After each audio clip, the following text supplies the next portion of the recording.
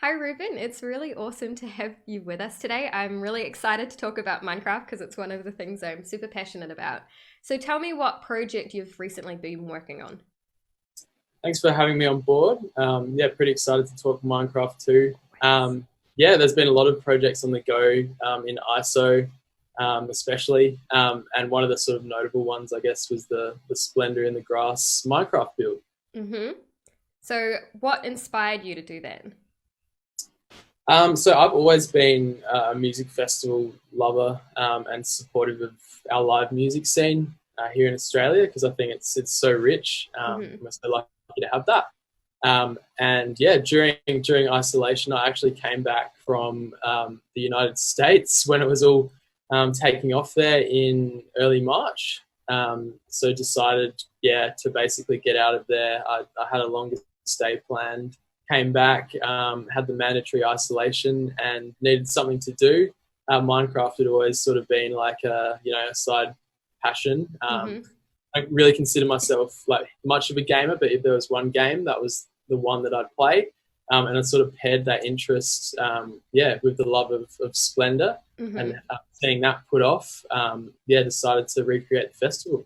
Yeah, because you're not the only one who's used Minecraft to recreate ceremonies or festivals or things like that people get to miss. I know a lot of people have done graduation ceremonies where they've rebuilt their school, but for something like a music festival, what was involved in building, in my brain, such a huge project? Yeah, so to be honest, I went quite blind to everything in terms of initially I just wanted to start building the festival grounds and really recreate that quite accurately. So I've been to Splendor quite a few times in the past few years, and sort of used my knowledge to recreate that as best as I could, and then also a few sort of reference videos and images that I found on the net. So yeah, so it was a pretty big project, and I think the main focus was for me at that stage was really just replicating the build there, making it real similar. Yeah. And so mechanically, did you build this in Java or Bedrock? Yeah, so yeah, it was in the Java Yeah. version. Did you have to write any of your own script or anything to get things looking more how you needed it to look? Yeah, so not quite to that degree, but I built it over a server. So being online and having plugins was really helpful. So Mm-hmm. the plugins allowed me to um, use World Edit, which was a main Yeah. plugin there, which allows that easy terrain generation. And we got structures like the amphitheater built there. Yeah, that's it just blows my mind how much is available that other people have made for us in terms of plugins that we can Yeah, access so easily and for free. And I think that's one of the awesome things about Minecraft to me is even if you aren't feeling like you're collaborating with people, it is collaboration, yeah, I think it's great especially if that you're the using plugins. community's really taken it into their hands, and yeah, there are so many plugins that you can get. Did you have Um, any other help besides you, or were you the only builder? I kind of wanted to keep it a bit exclusive to me because I knew there was a chance of it sort of exploding. So Mm-hmm. Yeah. yeah, it was very much a solo project, and yeah, I found it pretty like therapeutic as well Yeah. during isolation to be able to just yeah add to it every day and get it to what it was. How long did it take? I think I calculated about 30 to 40 hours, which Oh, actually that's not isn't that much. ridiculous. Yeah, and I think a lot of that is down to those plugins Yeah. and being able to transform the terrain so quickly rather than placing everything block by Yeah. block. Yeah. No, that would have been yeah, that's like building a whole festival out of Lego. What Yeah, was the most difficult part for you then? Because obviously you had all these plugins to help you along, but it's still a massive feat, especially looking at getting other people in via a server. yeah. So I guess the two main things were probably just the number one thing was really getting it accurate and using like finding those correct reference images. Hmm. So I had to do a lot of searching and found this great like drone reference video as well Hmm. of the festival. So I could literally see an aerial site plan. That was really helpful to get it more down to a T.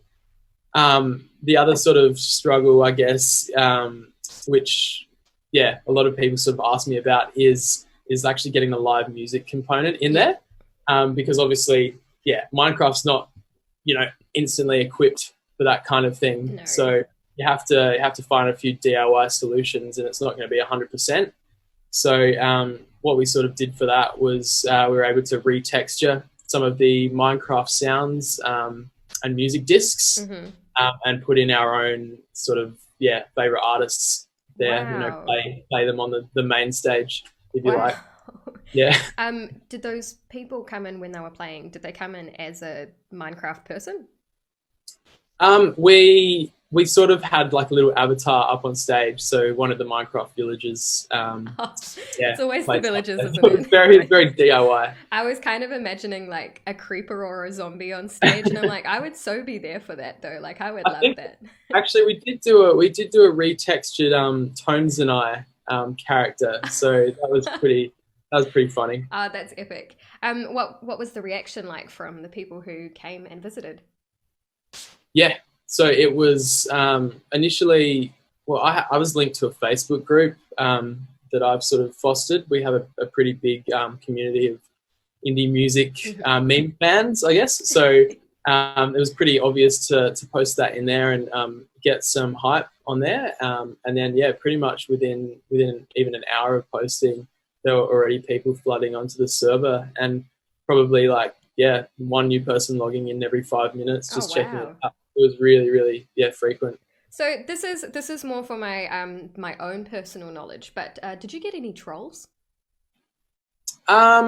Yes, we did, but I, fortunately enough, anticipated that. We did a few sort of protections on the site there. I don't think I made the sky height of the protected zone large enough.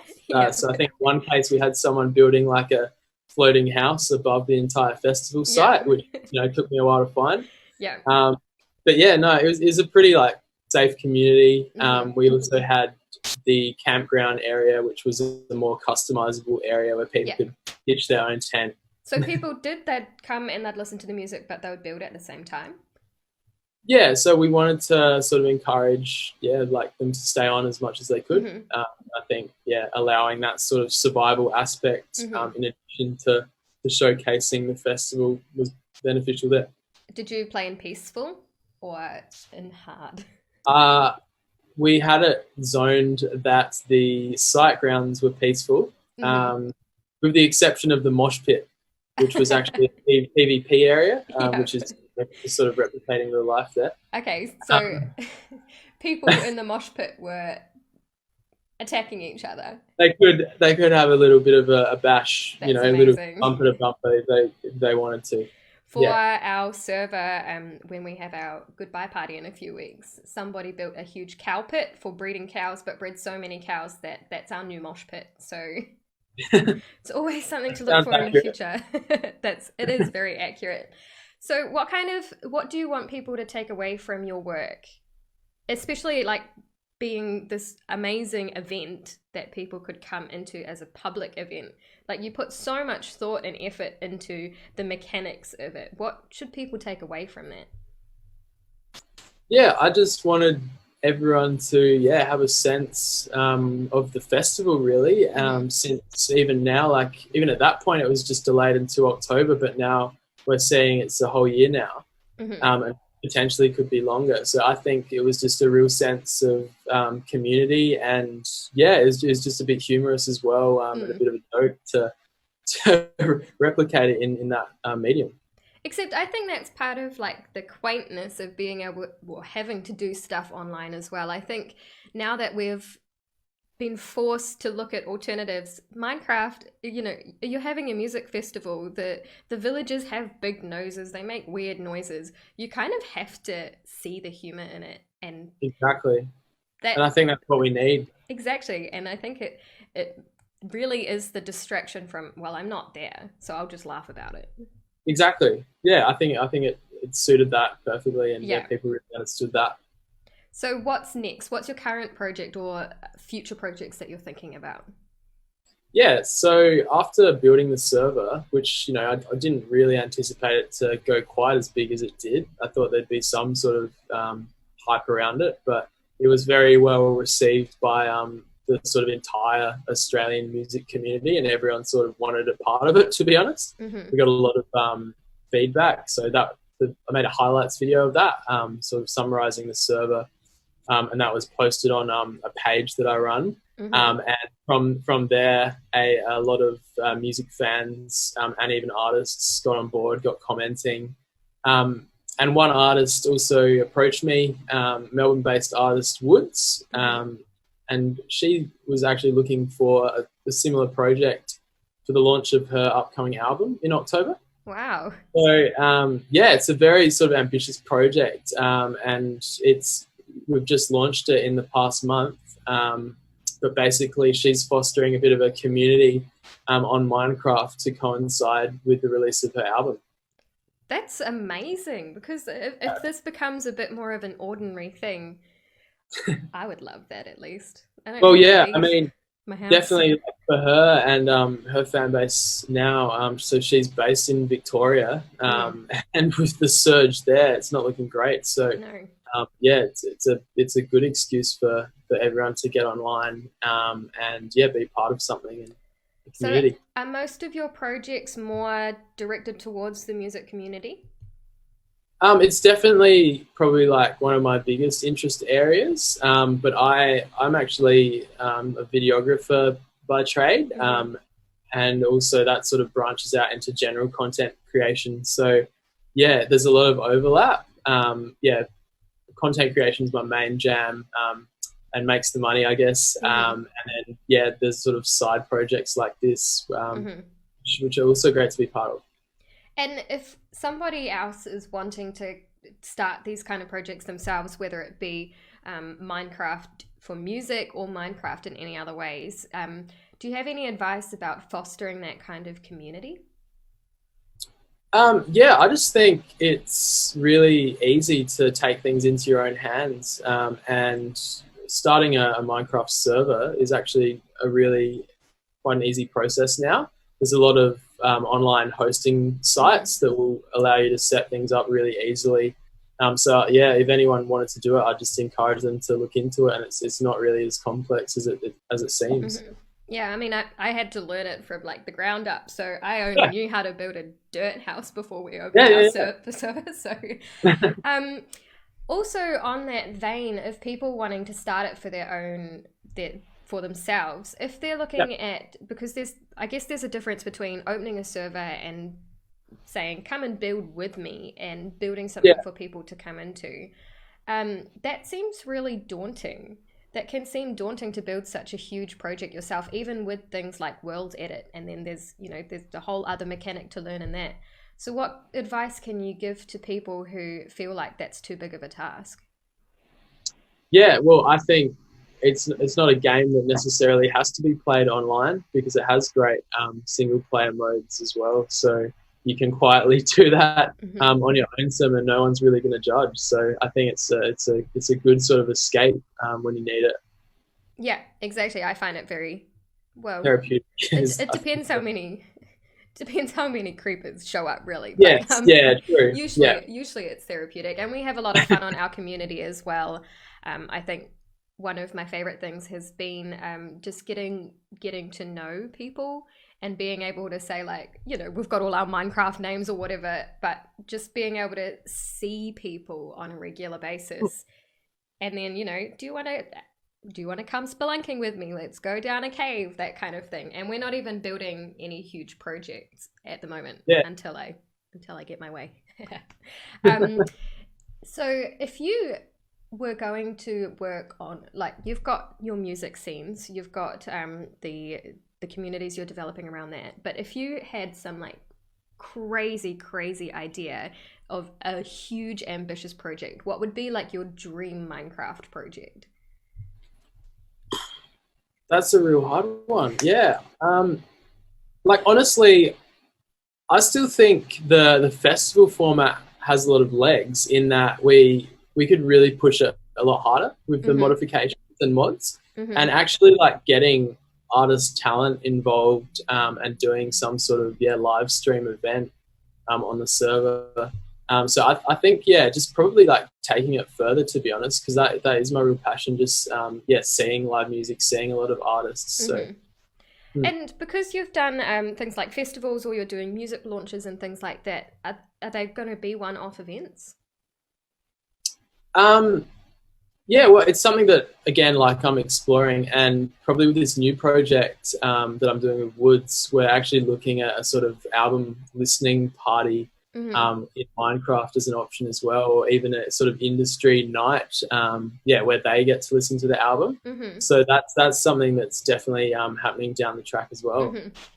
And is the integrity of the music changed in any way when you have to like route it through putting it on a music disc, basically? Yeah, it's actually interesting. It retains most of the quality, to be honest. So that's pretty awesome. That's like pretty epic. Yeah, I mean, I get so into just the normal bass Minecraft music, so having the actual music that I like from the artists I like would be incredible while playing at the same time. Do you think that there's anything you're looking at in the future that is going to be a mashup of your Minecraft experience and your videography?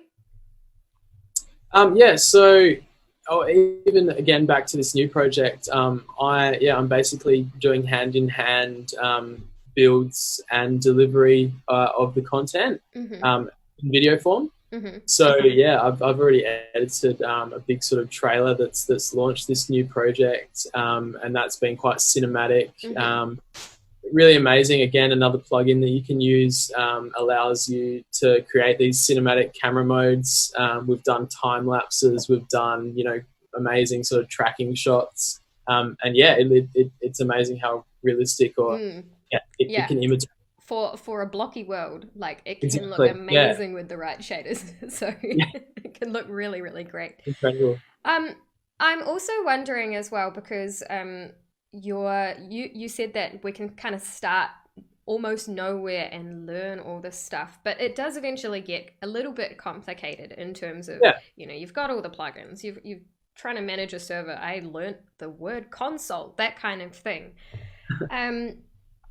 And even though that's complex, do you think that you benefited from doing it yourself as opposed to having a small team to help you? Yeah, I think while the team's great, I think just being able to have that freedom of the control and creative expression, I guess, was really beneficial there. And also from a learning aspect as well, I think there's a lot that you don't necessarily need to just apply in Minecraft. There's a lot of actual code that relates to general coding as well in there that's beneficial to learn. Oh yeah, absolutely. And it's so much easier to learn something when you're actually having fun doing it as well.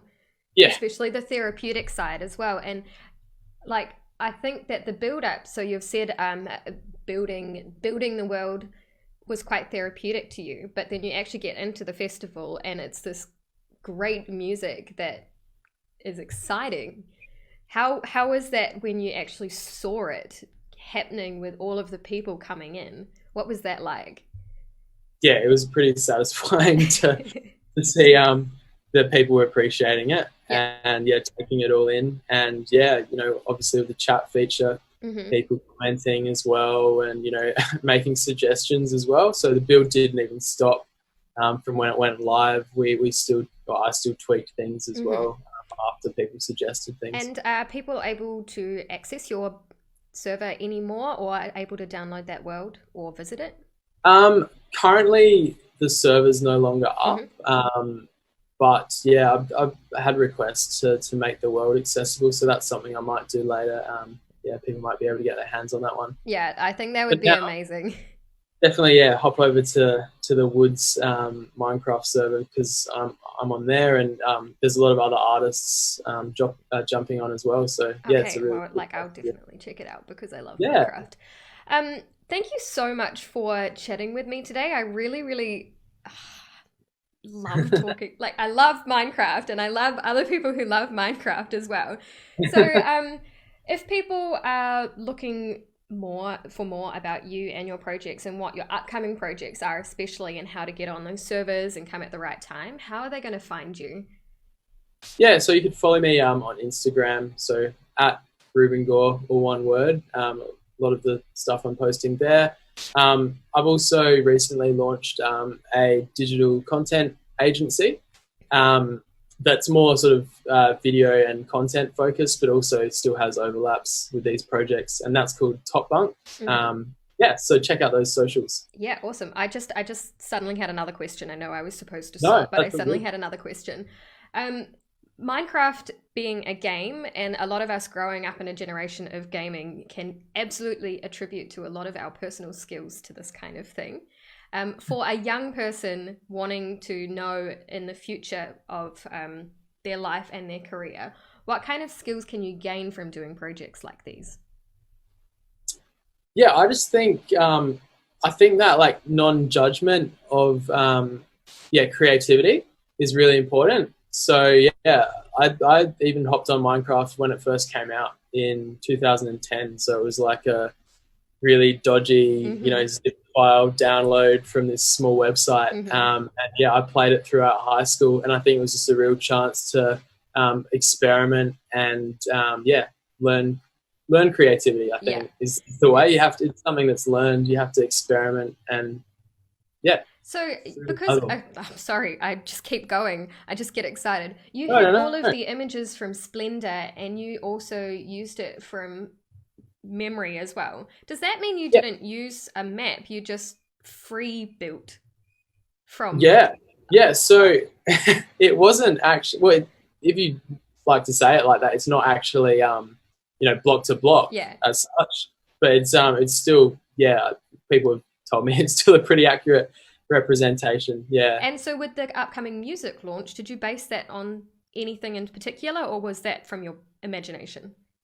This new one is more sort of out of my head and liaising with the artist as well to sort of take ideas from the album. So it's a bit more organic in that sense. So it has this like really strong artistic aspect of speaking with the artist and kind of getting their image not onto paper, but onto a world. Exactly. Well. And we've taken her singles from the album into account. So there's a lot of imagery from those singles, scattered throughout the world. Wow. So what is that like compared to building something where you've already been and you're building something that you've experienced? Yeah, exactly. That's the sense there. It's just really tying back to the whole album as a whole. Yeah. So from your perspective of building a world that you've visited and trying to recreate it, as opposed to this more abstract design, how has that been for you? Is that something that you're familiar with, or was this a new thing that you've had to do? Because the scale of this new project is still very large. So I think there was a lot more pre-planning because there wasn't really a floor plan to trace as such. So even now it's still quite it's still quite on the fly to some degree in terms of what we build, which is exciting. That's an exciting part of it to make amazing things. And then from having like no concept whatsoever to this whole world to explore that nobody can say they've ever seen before. It's completely unique. That's mind-blowing. That's incredible. I really, really love it. So now I will let you go. But thank you again. Great. Thank you so much for coming, and I've really, really appreciated the chat, and I feel like I've learned a lot too.